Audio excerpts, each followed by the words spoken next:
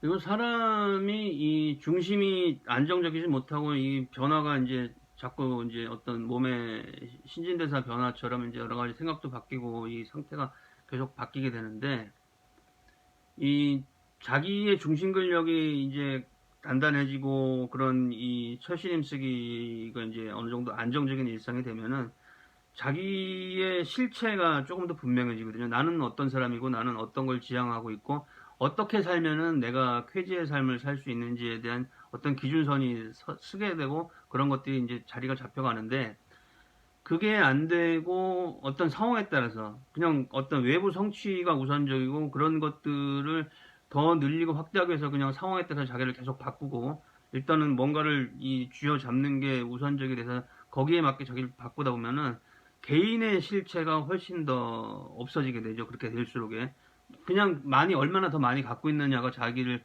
대표하는 게 돼버리니까. 그래서 사실은 이 서로 간의 관계에 있어서 중요한 거는 어떤 각자의 실체가 중심이 있어야 서로를 맞출 수 있잖아요. 그러니까 내가 뭘 좋아하고 내가 뭘 싫어하는지가 분명해야 상대가 나한테 맞출 수 있는데, 상황에 따라 내가 다 바뀌어버리면은 맞출 이 실체 자체가 없는 거죠. 그러면은 이거를 어떤 이 주관성 자체가 없어져 버리니까 봤을 때는 이게 이 실체가 없는 사람한테 관계를 하기가 어려워지는 거고, 이런 것들을 이 관계를 서로 간에 이렇게 좀 장기적으로 건강하게 가려면은 자기 자신부터가 어떤 이 건강한 중심의 실체를 갖도록 노력을 하는 그런 존재가 돼야 된다는 거죠. 그래야 주변에서 신뢰를 받을 수 있고, 아, 이 사람은 이렇게 하면은 내가 이 사람을 좋게 하는 거고, 이렇게 하면 이 사람은 싫은 거구나라는 걸 인지할 수 있도록 어떤 뚜렷한 뭔가를 가질수록에 이게 관계가 있지만은,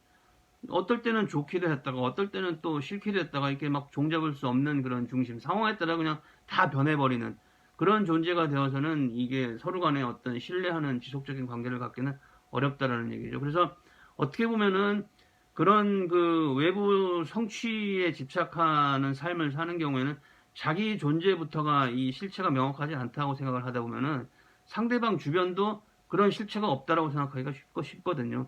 뭐 그런 관계에 대한 실체 자체도 사실은 없는 거다. 무슨 의미가 있느냐. 그냥 무조건 성취 결과를 많이 취득하고 많이 잡는 게 그게 최고지. 그게 무슨 의미가 있겠느냐라고 생각할 수도 있겠죠.